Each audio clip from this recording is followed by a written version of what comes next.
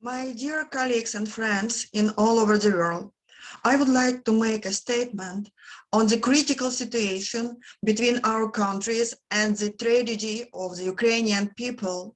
My name is Irina Boyka, and I am Russian professor, and also I am professor emeritus at one of the Ukrainian university, which I am very proud of. I would like to state that political, diplomatic, and of course military involvement into the critical relations between the two countries should have the alternative smart decision elaborated and implemented by the intellectual professional elite.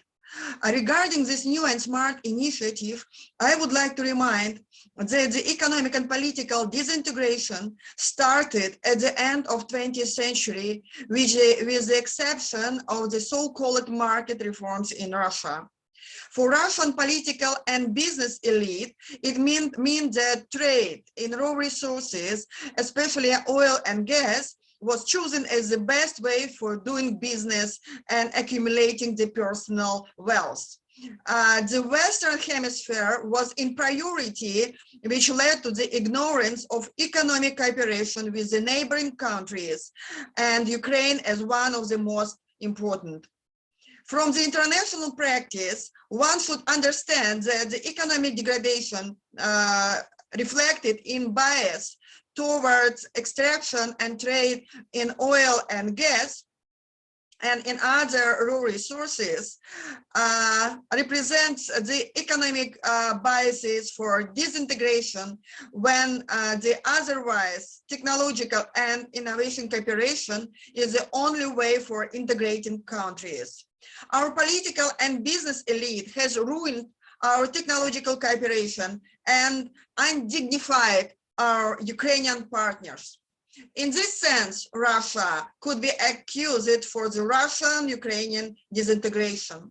The second stage in the Russian-Ukrainian disruption has started with a new government policy pursued by Ukrainian government since 2014. Instead of provision the new regional reforms focused on the breakthrough economic development based on the accumulation of the knowledge and its practical implementation, the Ukrainian government has prohibited the Russian language and abandoned the initiatives aimed on the real federalization of the country. I would like specifically to emphasize that regions play a unique role in technological reconstruction of the global economy in general as the starting point for the national and further global reconstruction. The economic identification of regions represents a global prospective trend. However, the Ukrainian government began to use the military forces against their own population and against their democratic rights. What a crime! And now we have to find the solution for the tragic pathway of the Russian-Ukrainian relations. With that purpose in our minds, we have to bring us back to the origins of our conflict. Russia has going through abandoning the resource-based strategy, and Ukraine has to elaborate and propose the new and sound economic reforms to its regions.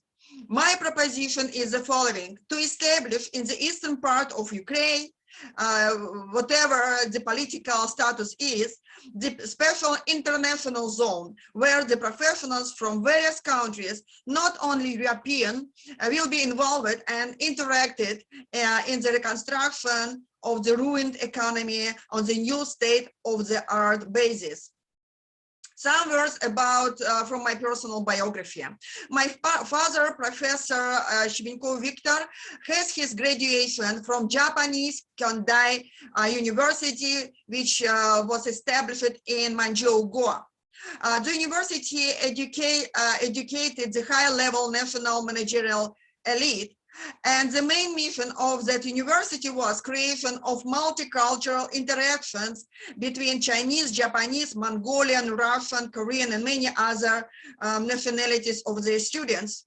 And I believe that the same university could be established in Ukrainian region for testing new model of local and national economic development, which is no doubt would be useful for Russia and for many other countries with a diverse multinational and multicultural composition.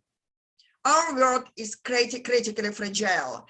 There are many challenges like climate change or global supply chain disruption. As never before, we need smart decisions. We need to revise our political and economic state of the art. We could start recovering from the most suffering regions. We could start our learning by doing and learning by interacting, changing the local life in Ukraine. I address my words to Russian and Ukrainian presidents, European, US, and United Nations officials. We have to act now. I am afraid that tomorrow will be late. Give the world a chance to survive.